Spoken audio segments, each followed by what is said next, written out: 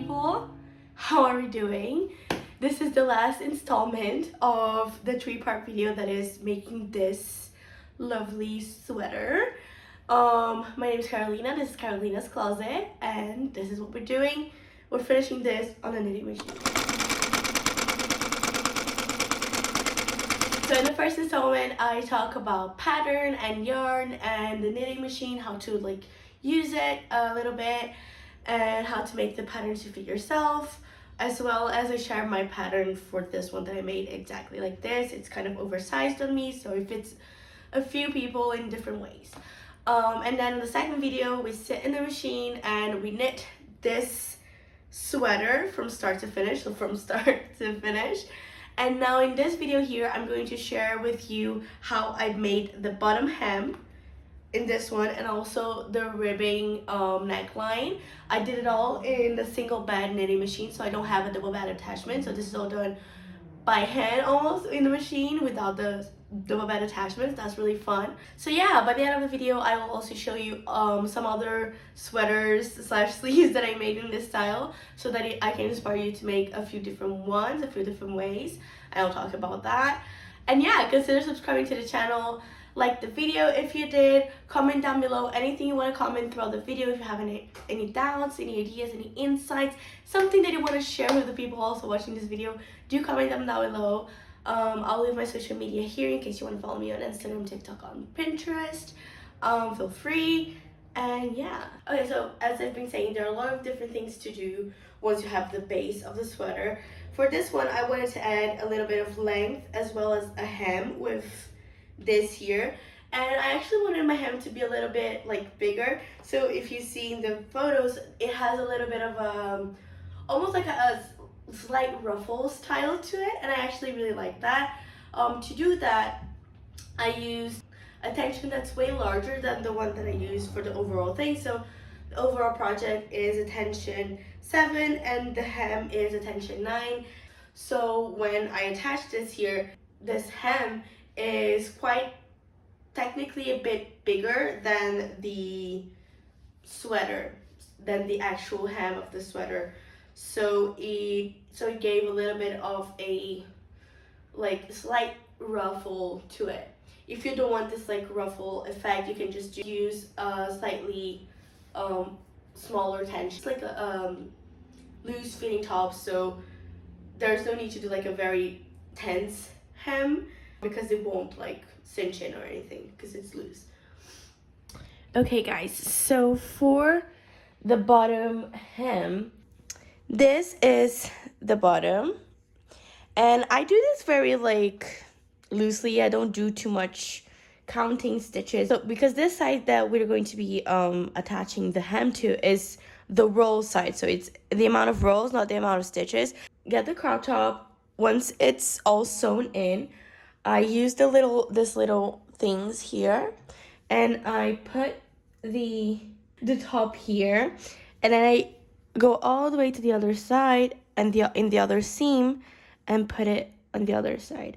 I stretch it a little bit, but not too much. I don't want it to be too stretched out. So this is a little, I can do a little bit more, and go to the other side like this. And I just see, so this is how big I will be doing. Usually we have to do 2 sides, unless you're making it very tiny, very cinched in your body and you're kind of very small. You might be able to use a machine, but usually one machine is not enough for the whole circumference of the waist, especially when we're doing such a loose fitting top. 188. So it's pretty much the whole machine. Usually when I do this, it is either a whole machine or very close to a whole machine. You set top aside for a little while, and all we're gonna do is set the machine the same way that we did when we started the top. I'll just E-wrap all the way, all of this, and I'll catch up with you. Okay, so I did the whole cast on in the E-wrapping way. I'm going to 0 my counter.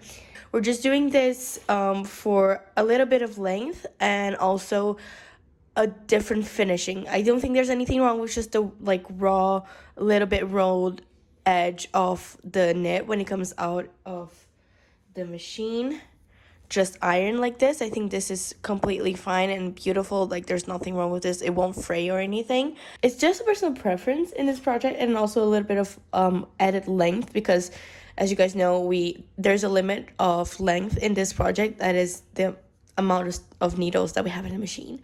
So I am using a 9 tension. So for the amount of rolls that you do here, that's really entirely optional. If you want to add a lot of length, if you want to add minimal length, I don't like to do too many, like above 25, 30. I think it's too much, and I think 5 to 10 is too small.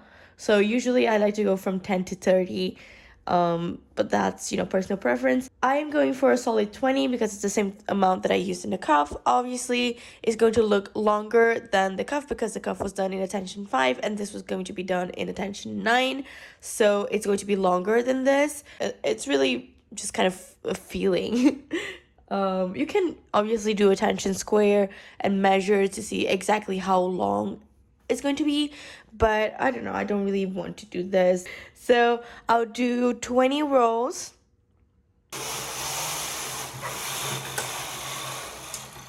Also remember, if you're using a large tension and you don't have the big comb to go in the whole machine, you really need to pay attention when you're pulling your needles forward, because it's going to be very loosely knit, because it's very wide, the stitch is very big, so it's easier for it to fall from the needle. So be very careful when you're doing this if you're using a large tension like I am. 20, and now I will do 1 in the large tension, and 20 more back at 9.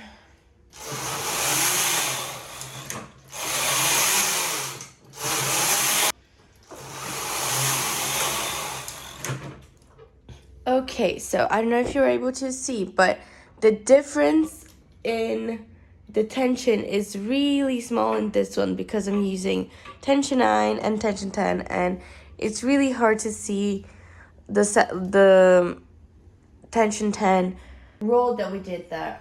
I always like to do it because it marks the fold a little bit better. So yeah, now you really can take off the carriage and just leave it to rest, because we're not using it for now and we're using a full machine.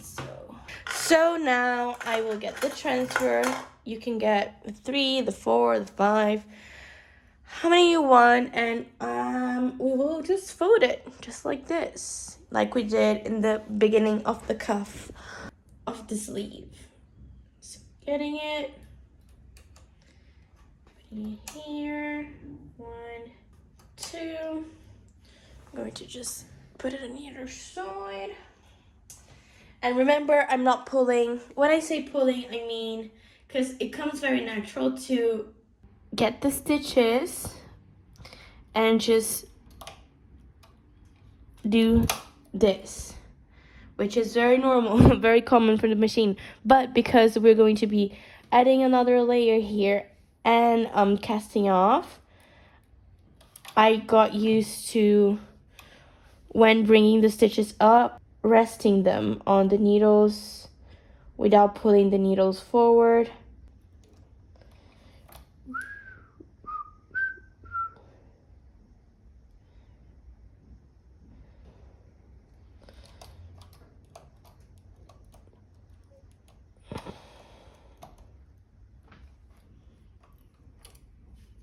I need to do the whole thing, so fold it all the way to the end. Takes a little while, a few minutes, and then I'll catch up with you. Okay, so hem has been folded. Now you will attach your little sweater to here. Now you have to do right side facing in. So right side facing here, and this here's the outside. I like to start in the corners. Also, I like to skip the very first stitch here, so that I have it as like a seam allowance. And here, I might pull a little bit, but I can't see it's at the same time it's very stretched and like not stretched enough, so it's really odd. Find the half. I'm going just in like the very, see like the very, don't go here, like just do the very first stitch here.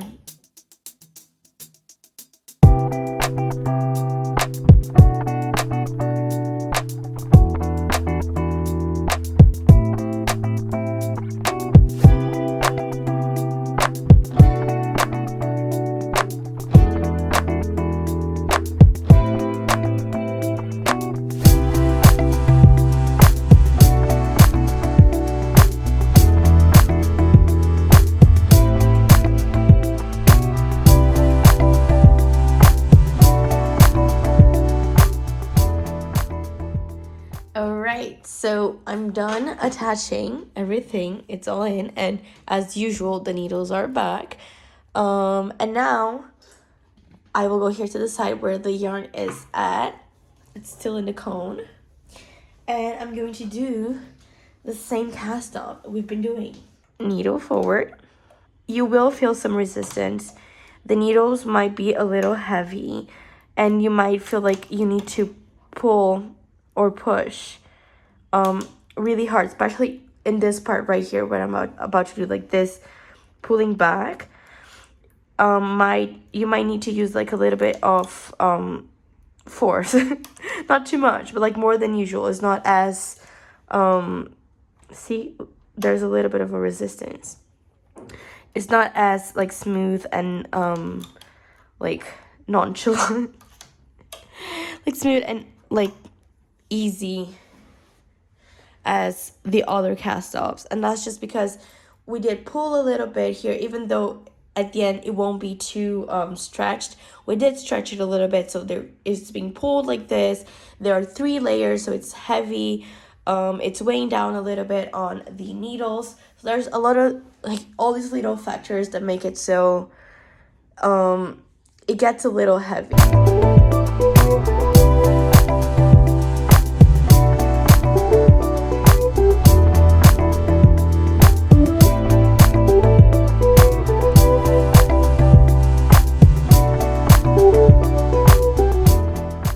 Okay guys, so I'm done with the casting off.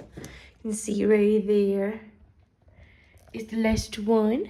I can just cut it here. I'll cut enough to stitch this, and then I'll pull it.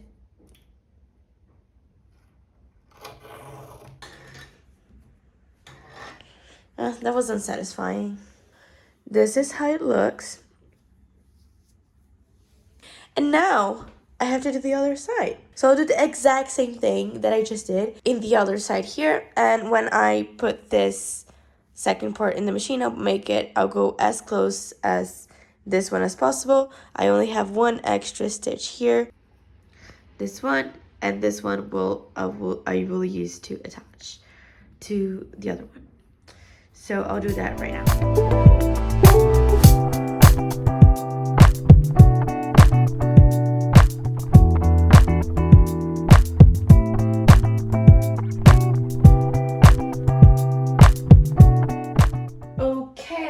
After a little while, I finished it. Okay, here we go. This is what we're looking at. And can you see? Here's the little hem that we did. And now all I'm going to do is close here. So I'm going to stitch around. So can you see? I'm going to stitch around here, just like this, just like we did on the cuff of the sweater.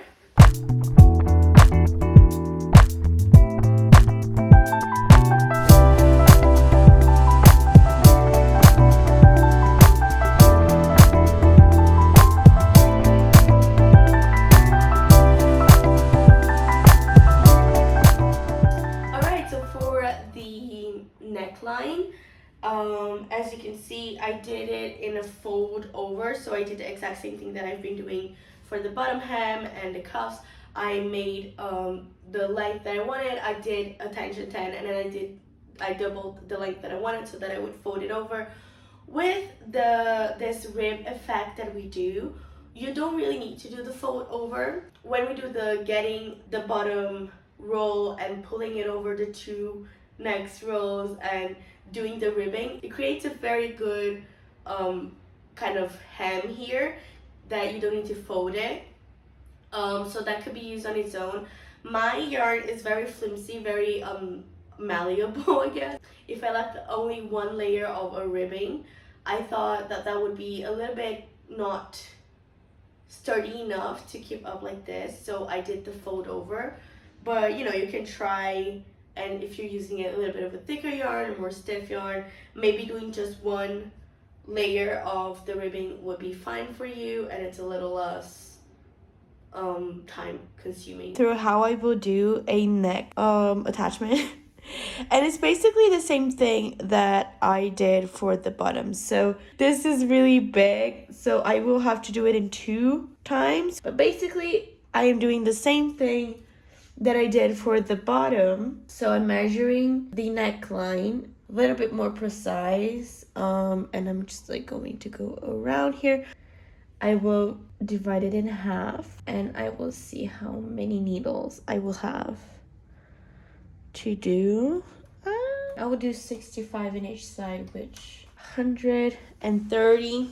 So I will do a neckline the exact same way that I did the bottom. For the neckline, you will want to use a smaller tension. You can use like a 5 or a 4 and do the fold over hem like we've been doing the exact same way. You will go around. If you have a big neckline like I do, you'll have to do it in 2 times.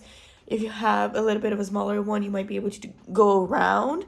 So if you have a small enough neckline that you can just do it in one go, do that. You make the hem, you fold it over, and when you have to put the sweater on to apply it to the hem and cast off, you will do it in parts. So you will put the sweater here, you will cast off a bit, and then you continue putting the sweater here, and then you cast off, and then you continue putting and you cast off all the way to the end, so you have so it goes around.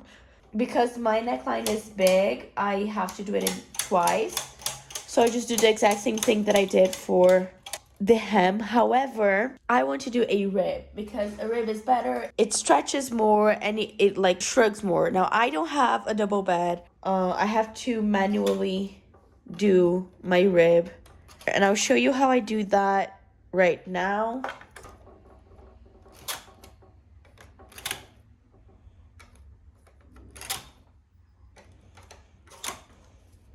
I do it 1 by 1. To do it 2 by 2 is actually a different process. So I will cast on with a different yarn, any different yarn, and I'll just do the E-wrap, but I am already using the 1 by 1. So I have every other needle here in the front, except for the edges, and I have 3 here and 2 here. I always have like at least 2 in the edges.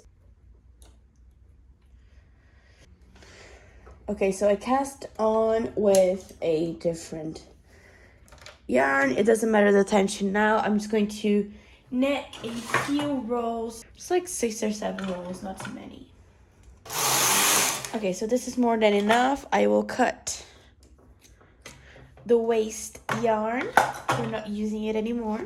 And now with the actual yarn that I'm using, I'm going to knit 3 rows in a smaller tension than what I'm using. So I'm going to be using tension 5. So right now I'm doing 3 rows in tension 4.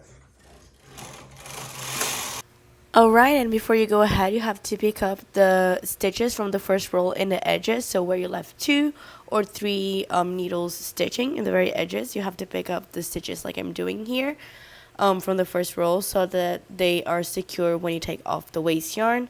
and they don't, fall apart. So you have to pick them up like this, only when you have 2 or 3 needles. And now I will bring all of the needles forward. I will change the tension for the one that I actually want. So for me, I'm using 5. And I will knit the amount of rows that I want. I'll just keep it in the 20.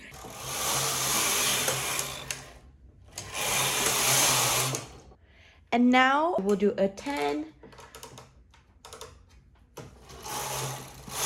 And now I'll do 21 more because this is important to have the extra one. So I'll knit till 42.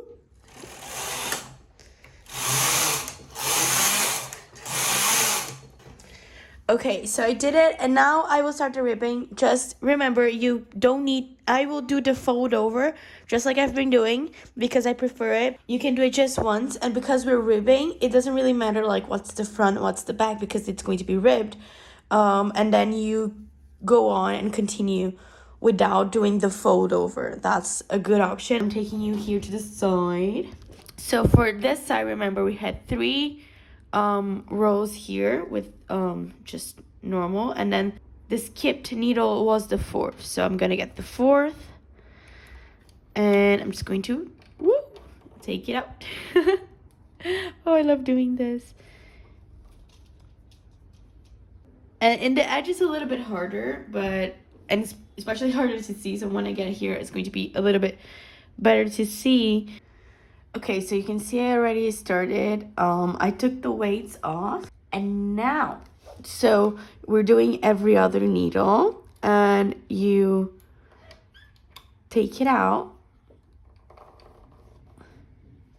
let it leather, and then you will grab over here. There are the first 3 stitches that we did when we had like the every other needle here. Grab the very first one like this, and you skip the second and the third one, and then you will grab the 4th, and then you just keep picking them up all the way to the end, and this will create your one-on-one rib.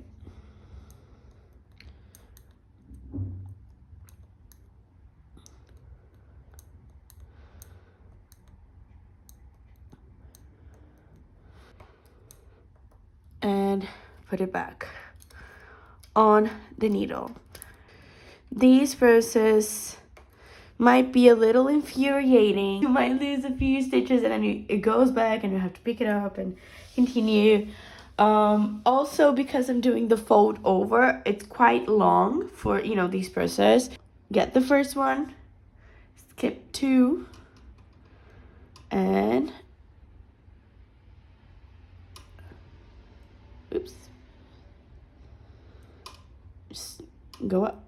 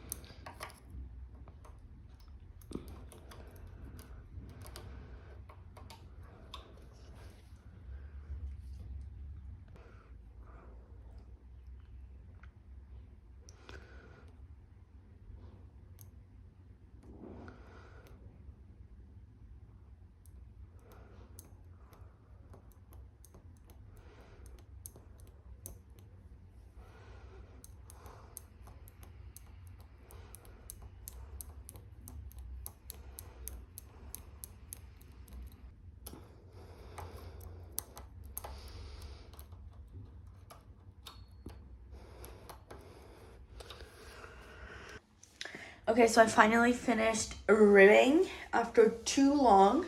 This takes way too long. I always forget how long this takes. I will now take this waist thread. Actually, it's not here, it's here. careful. I don't know why I have such a big scissors with me, but I do. I'm gonna put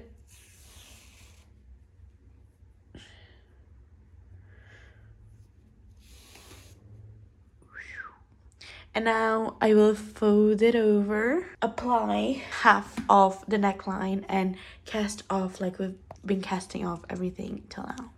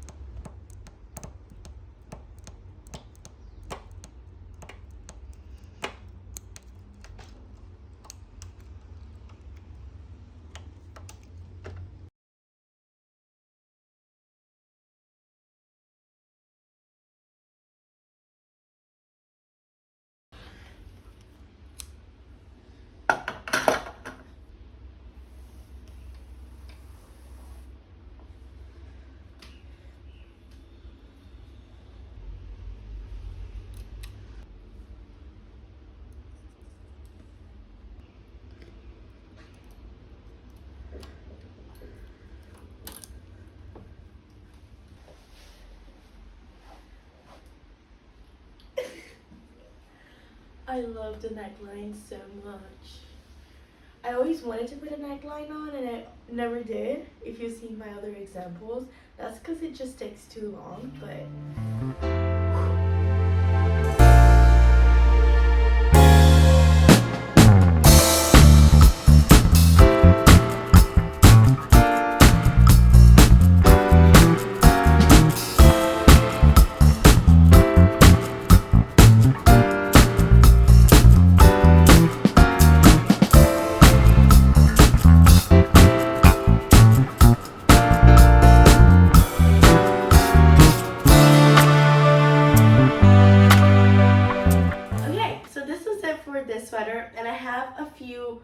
different versions of the same sweater that I did. I think all of them I did for videos in this channel, so you can see me like in the process of doing them real time in a few of the videos. I'm trying to link them here somewhere. I will show them to you, and I will talk about a few other different kind of tweaks that you can do to this design to, like, you know, make it your own, make it in different ways. So yeah, let me show you that. It feels like every day here is grass cutting day around the whole neighborhood, because literally every day they're cutting grass. Like, calm down, let it grow, let it grow. We have this one. This is my newest addition to my sweater slash sleeve style sweater collection. I think I'll go from like first that I made to last. So the first one I ever made was this one that actually is like an actual sleeve. This I made to wear with a graduation outfit for like my little runway collection that I had to present. And I made this so last minute. I think it took me 2 hours. There's a little bit of a nice texture that I did here, as well as stripes with this kind of more sheer combination of yarn. I'll put it on so you can see it. Pardon the non-matchiness of my outfit. Let me just, as you can see, this is what we actually refer to as like a sleeve in the crochet knitting community, fiber art community. And this was made in the exact same way, but instead of in the pattern, when I increase the stitches so that I have a full machine knitting and then I decrease it, I don't do that. So I just go straight. I have the amount of needles that I need to make the sleeve. I knit straight. When I get to around the part that I'm going to do the neck hole, I stop. I cast off just enough to have the neck hole. In this case, in the case of the green sweater, we did 60 needles. You can do a little less, a little more, depending on how you want your neckline to be. And then I knit both sides. As you can see, I was in a rush, so when I did the sides, I didn't actually do the stripes. I only did straight. As you can see here, we have stripes, and here is just a straight knit. And because you have to do one side, and then you have to stop, you do the other side, that is the back. And then you cast back on, and you do the other sleeve without growing the middle bit, which is like to cover the torso. That's really nice. I love it. It's more like on the go fast, because you know, casting off and casting on. Casting off especially takes a lot of time, so it's a little faster, it's a little nice. I don't the problem for me with sleeves is just, for me, it's harder to style. They're really nice styling pieces, but I don't know that it goes with my style particularly. For the hem, I did this kind of picot effect with the little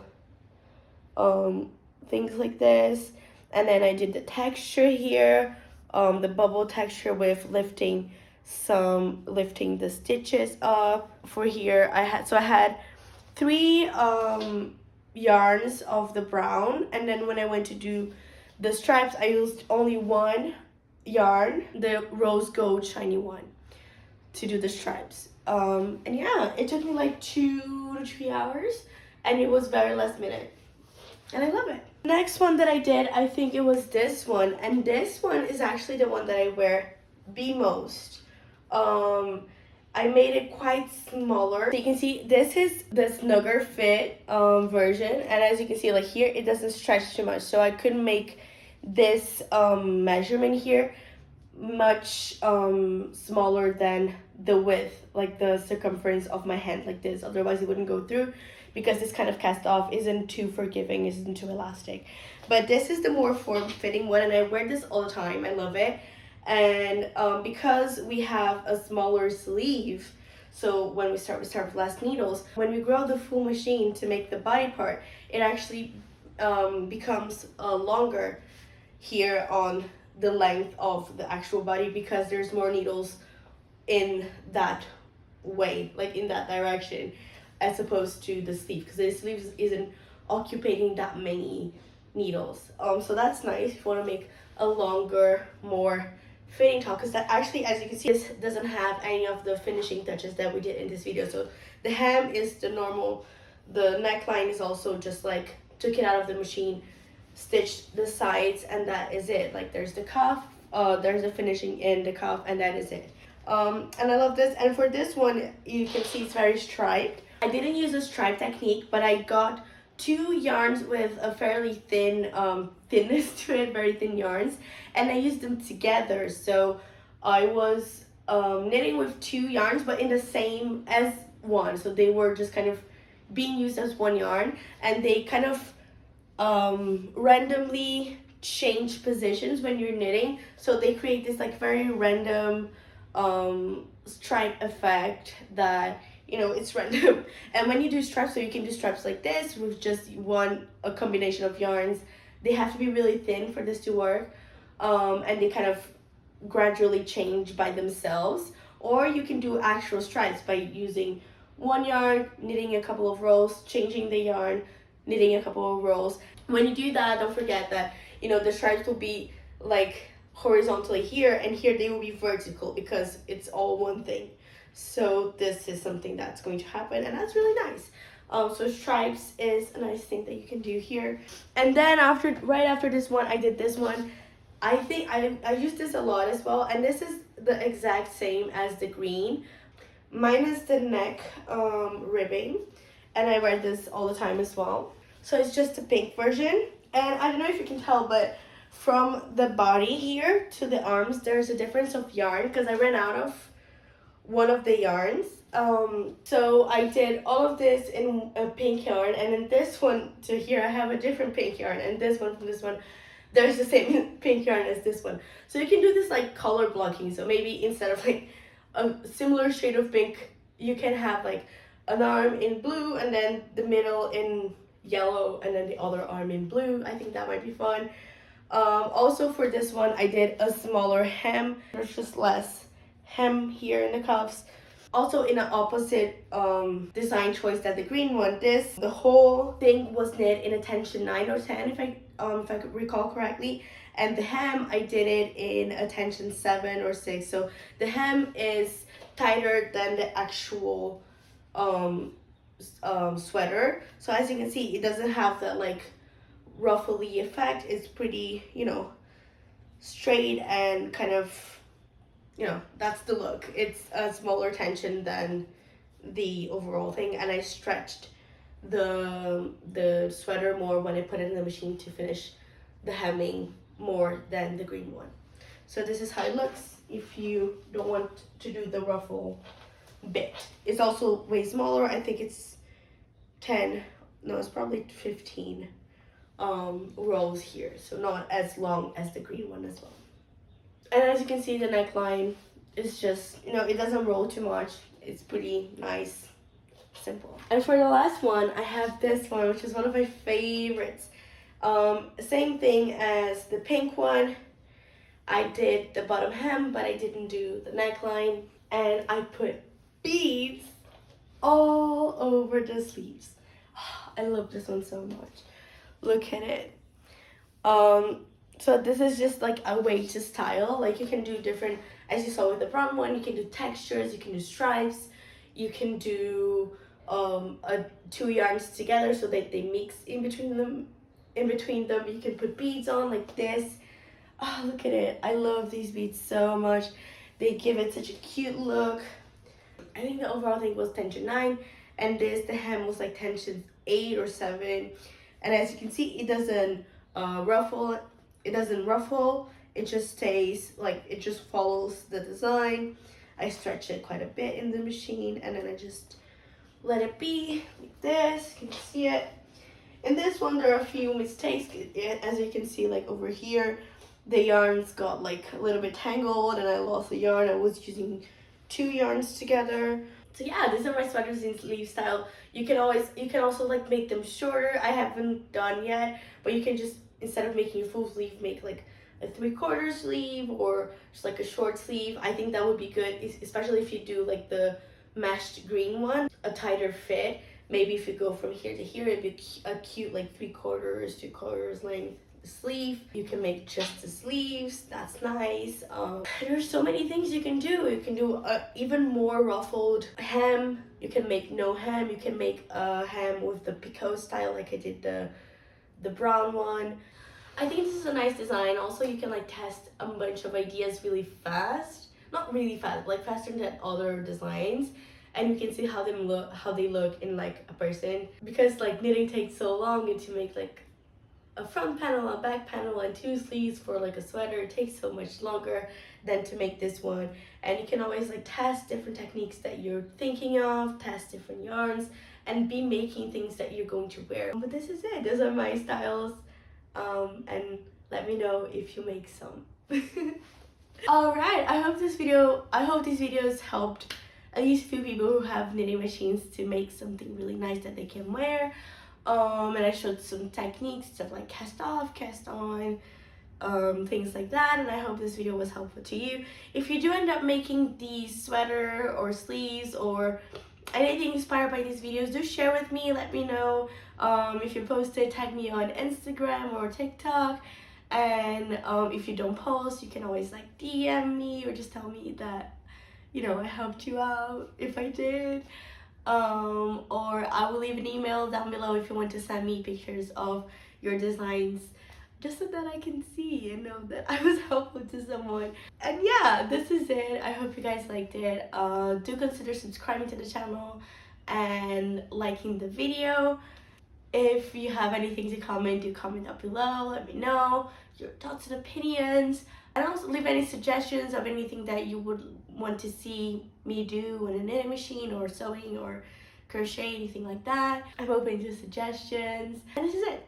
Thank you for watching, and I'll see you in the next one. Bye bye.